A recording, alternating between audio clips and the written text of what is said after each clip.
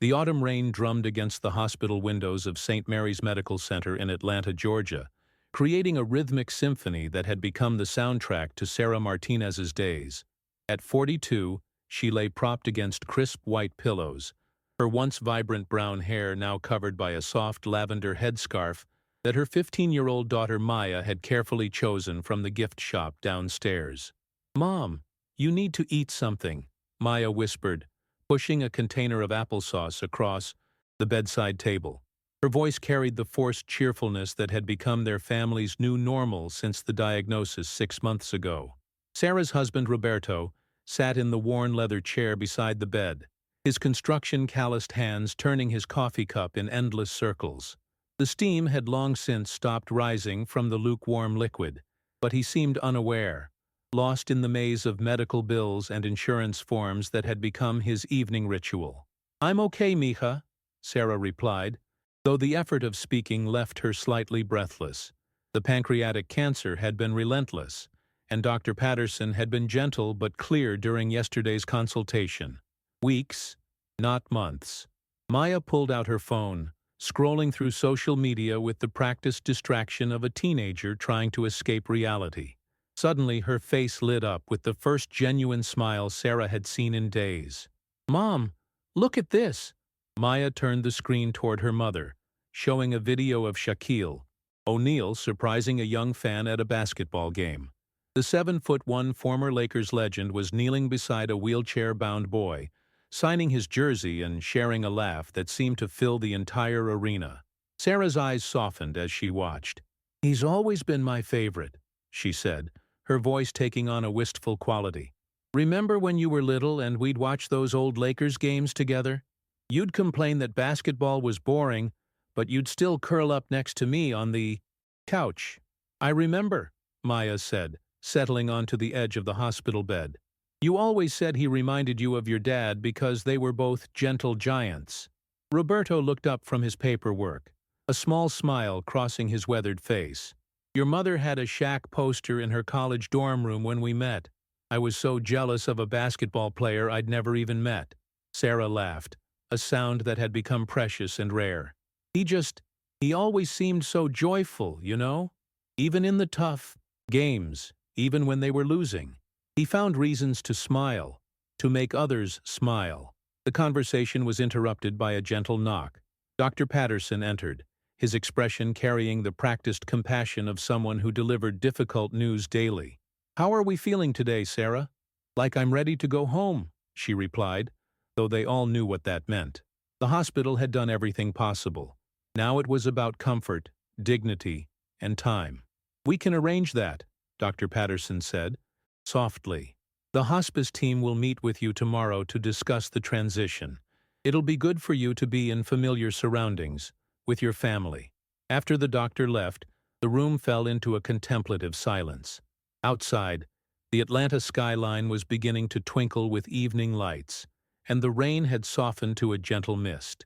"If you could do anything right now," Maya asked suddenly, "what would it be?" Sarah considered the question, her gaze drifting to the phone still displaying. Shaq's infectious smile. "You know what? I'd love to meet him. Just once. To thank him for all the joy he brought to our Sunday afternoons, all those times his silly commercials made me laugh when I needed it most." Roberto reached over and took his wife's hand. "Sarah, I know it's impossible," she said quickly. "I'm not delusional. If I'm making a wish list for whatever time I have left, that would be on it." Maya's fingers were already moving across her phone screen. "Maybe it's not impossible." "Maya, honey? No, Mom, listen. People share stories like this all the time. Sometimes celebrities see them. Sometimes they respond." Her teenage determination was evident in every word. "What's the worst that could happen? He doesn't see it? We're already here." Sarah watched her daughter's face, illuminated by the glow of the phone screen. Maya had been forced to grow up too quickly these past months, handling responsibilities no 15-year-old should bear. If this gave her hope, if it gave her something to focus on besides the inevitable. "Okay," Sarah said softly. "But don't get your hopes up, mija. The world is full of wishes that don't come true." As Maya began typing, crafting a message that would somehow capture her mother's love for a basketball legend she'd never met. Sarah closed her eyes and listened to the rain. She thought about wishes and miracles, about the difference between the two, and about how sometimes the most powerful thing you can do is simply ask for help. What none of them knew was that their story was about to become something much larger than a family's private struggle. In a world often consumed by negativity, their simple wish for connection and joy was about to remind everyone of the extraordinary power of human compassion. 3 days later, the Martinez family had settled into their modest two-bedroom home in East Atlanta. The living room had been transformed into a makeshift hospital room with a rented hospital bed, positioned near the large window that overlooked Sarah's carefully tended garden. Even as autumn had stripped most of the leaves from her beloved oak tree, she found comfort in watching the cardinals that still visited the bird feeder Roberto had hung years ago. Maya had been relentless in her mission. She'd posted on every social media platform she could think of, sharing photos of her mother from healthier days.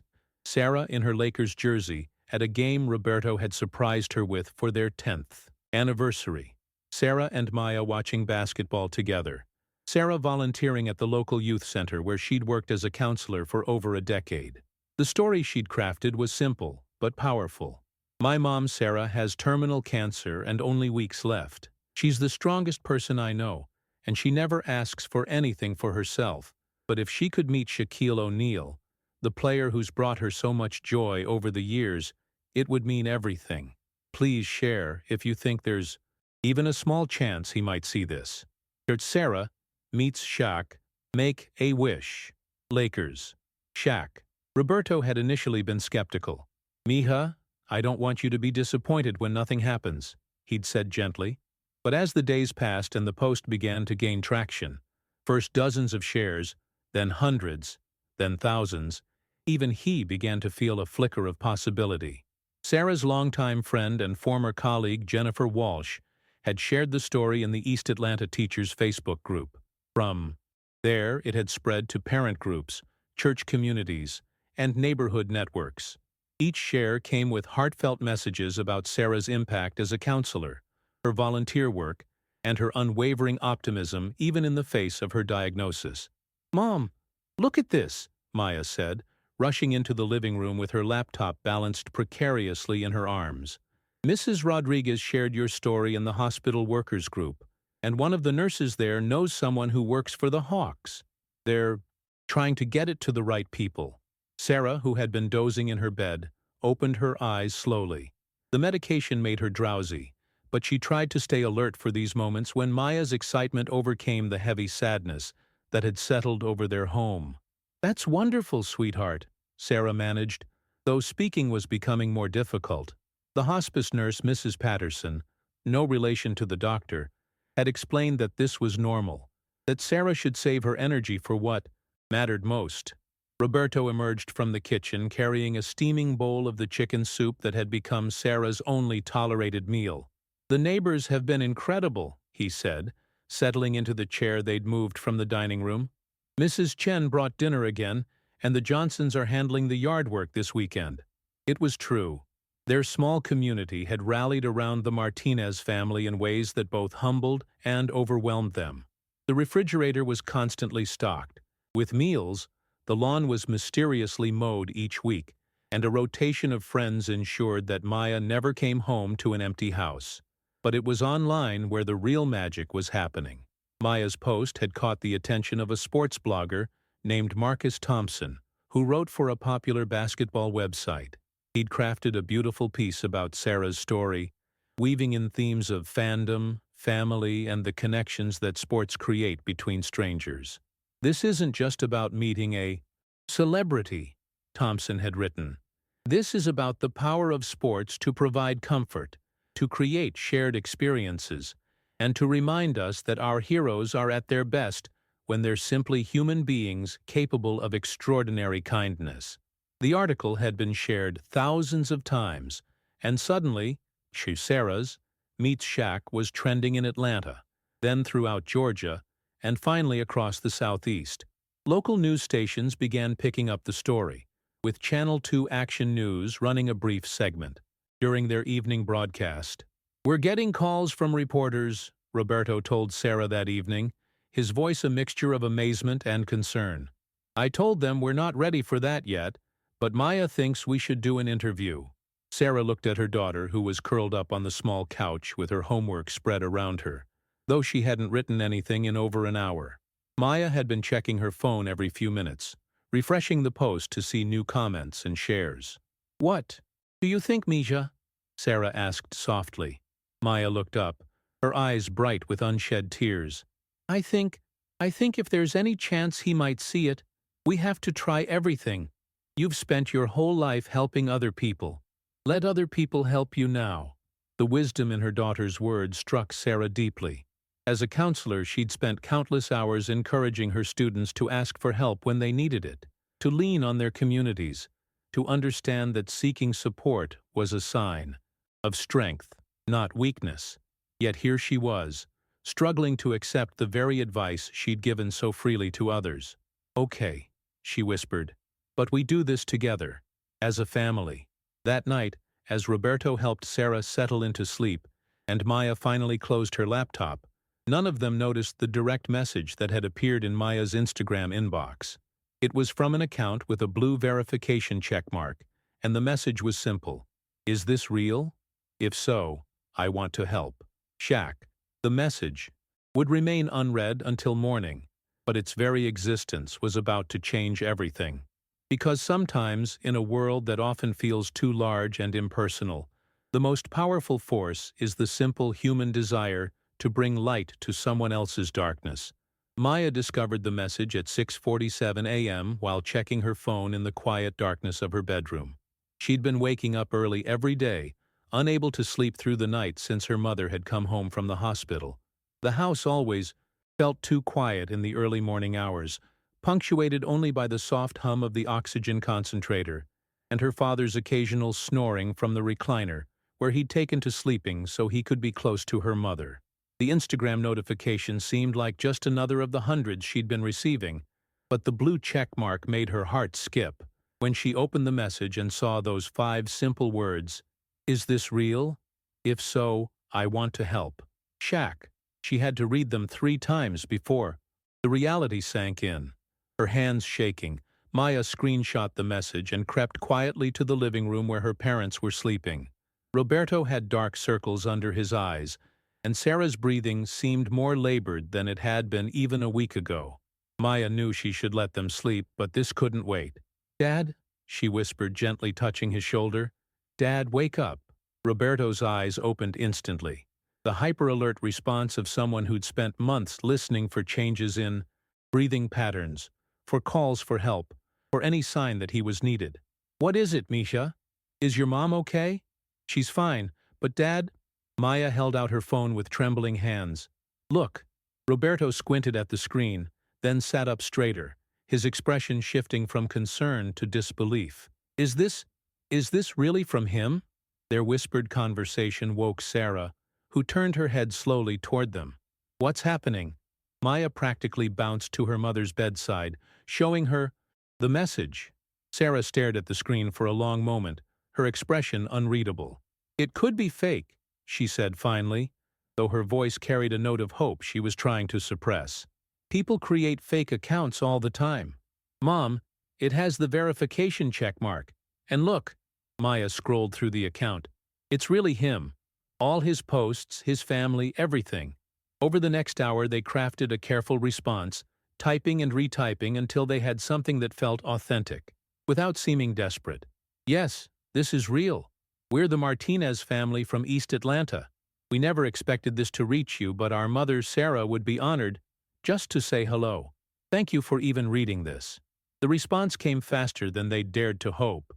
"Give me your address. I'm coming to see you. Today."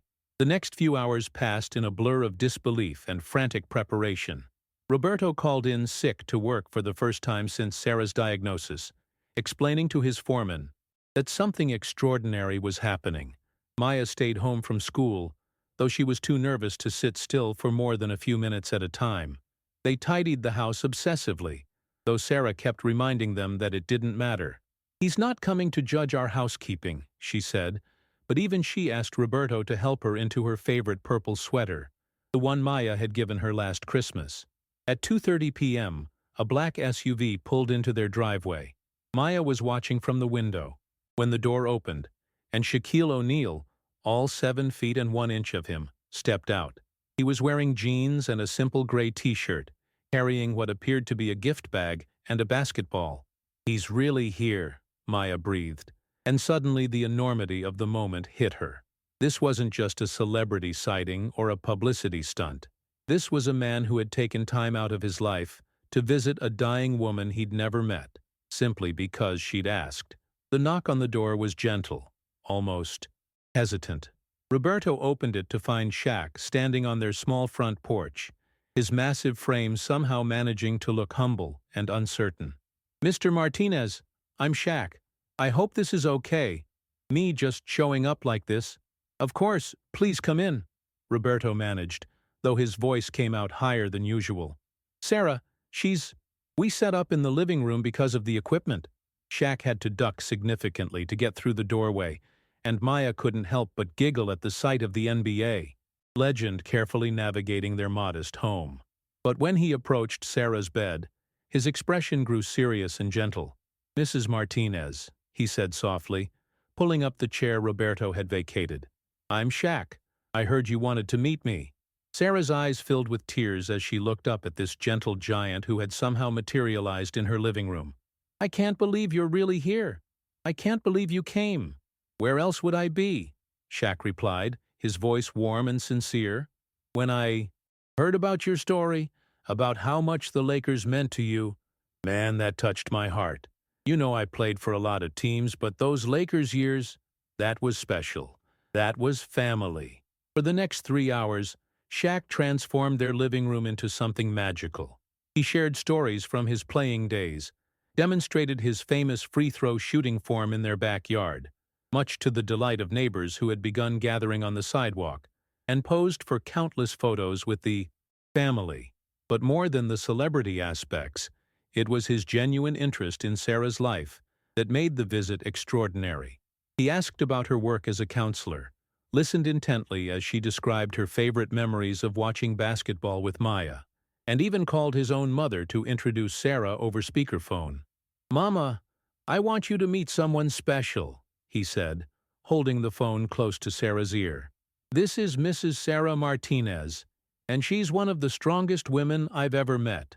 The conversation between the two mothers was brief but profound, filled with the kind of understanding that passes between women who have raised children and faced life's challenges with grace. As the afternoon wore on, Shaq pulled out the gifts he'd brought: a signed Lakers jersey for Sarah, a pair of his signature shoes for Maya, in her size, which he'd somehow determined from her social media posts, and a signed basketball for Roberto with the inscription, "To the man holding the family. Together, you're the real MVP. I don't want this to end," Sarah said as the evening light began to fade through their windows. "This has been the most perfect day."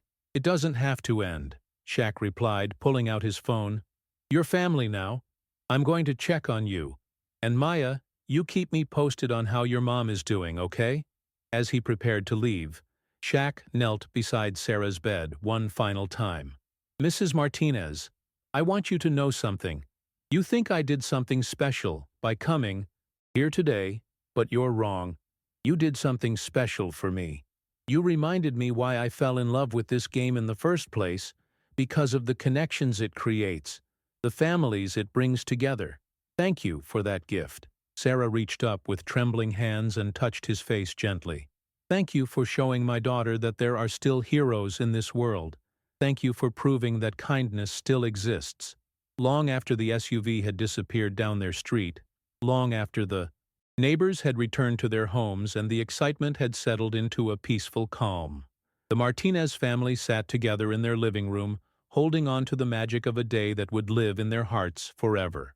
Outside, the first stars were appearing in the Atlanta sky, and for the first time in months, the house felt full of light rather than shadows. 2 weeks after Shaq's visit, Sarah Martinez passed away peacefully in her sleep, surrounded by her family and holding the Lakers jersey he had given her. Her final days had been filled with a sense of completion and joy that her family would carry with them forever. She had lived to see her impossible wish come true, and in doing so, had created something far greater than any of them could have imagined. The funeral service at St. Catherine's Catholic Church was standing room only.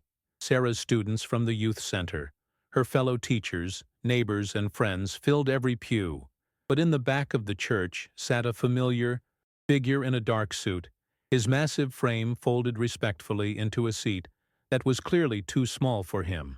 Shaq had flown back to Atlanta specifically for Sarah's service. He hadn't announced his attendance or sought any attention. He simply came to pay his respects to a woman who had touched his heart in their brief time together. During the service, Maya stepped up to the podium to deliver a eulogy that would later be shared millions of times across social media. Her voice was strong and clear, carrying the wisdom of someone who had learned about grace under pressure from the best possible teacher. "My mom always said that life isn't measured by how long you live, but by how deeply you love and how much joy you bring to others," Maya began, her eyes finding Shaq in the congregation. "2 weeks ago, a man who had never met my mother proved that principle in the most beautiful way possible. He showed us that kindness doesn't require fame or fortune. It just requires a willingness to see someone else's need and respond with your whole heart." After the service, Shaq approached the family quietly, offering his condolences and sharing memories from his visit that they hadn't heard before. How Sarah had reminded him of his own grandmother, how her strength had inspired him, how he'd called his children that night to tell them about the courageous woman he'd met in Atlanta. "She changed me," he told Roberto and Maya. "I meet a lot of people, but your wife and mother, she was special. She reminded me what really matters." In the weeks that followed, the story of Sarah's final wish and Shaq's response continued to resonate far beyond Atlanta. The video Maya had posted of their meeting, with Sarah's permission, had been viewed over 50 million times. But more importantly, it had inspired a movement.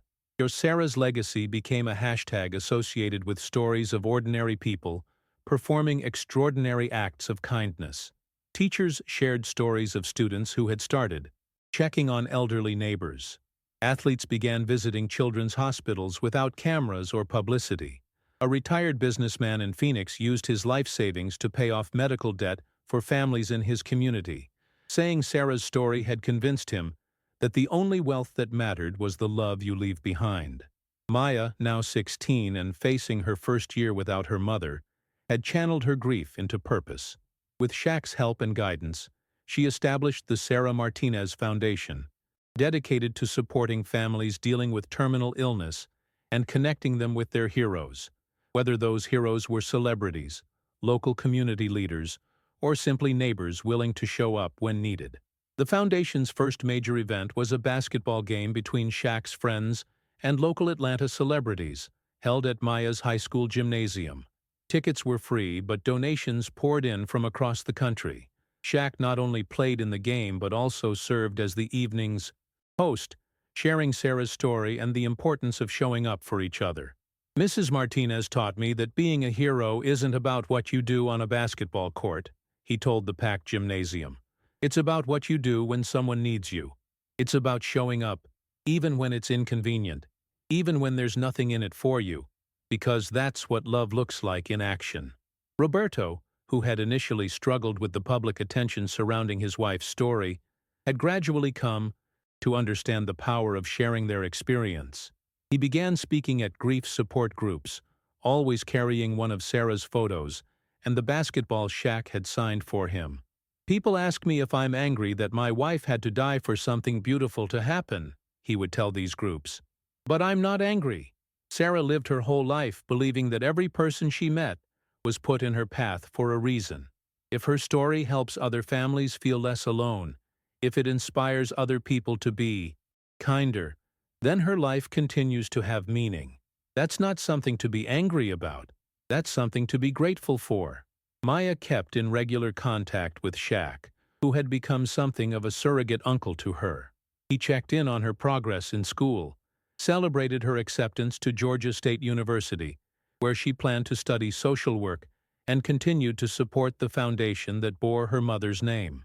On the first anniversary of Sarah's death, Maya and Roberto returned to their modest home, which they had kept exactly as it was during those final weeks, to find their front yard filled with Lakers purple and gold flowers. Neighbors had been arriving all morning with purple balloons, handmade signs, and stories of how Sarah's example had inspired them to reach out to their own communities.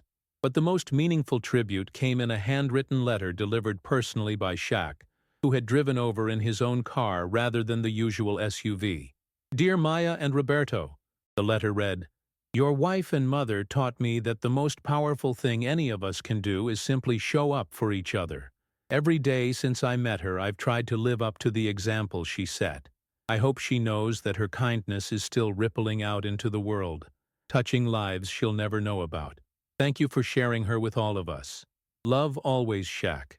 As the sun set over East Atlanta that evening, Maya stood in her mother's garden, now carefully tended by Roberto and blooming with new life. She thought about wishes and miracles, about the difference between fame and greatness, and about how sometimes the most profound impact comes not from grand gestures, but from simple human connection. Her mother had wanted to meet her hero, and in the end, she had done something even more powerful. She had inspired her hero to become an even better version of himself, and in doing so, she had reminded an entire world that love, kindness, and showing up for each other are the only things that truly matter when all is said and done. The Cardinals were back at the feeder, and Maya smiled, knowing that some things endure beyond what we can see or touch. The love we give, the kindness we show, and the connections we make that ripple outward long after we're gone.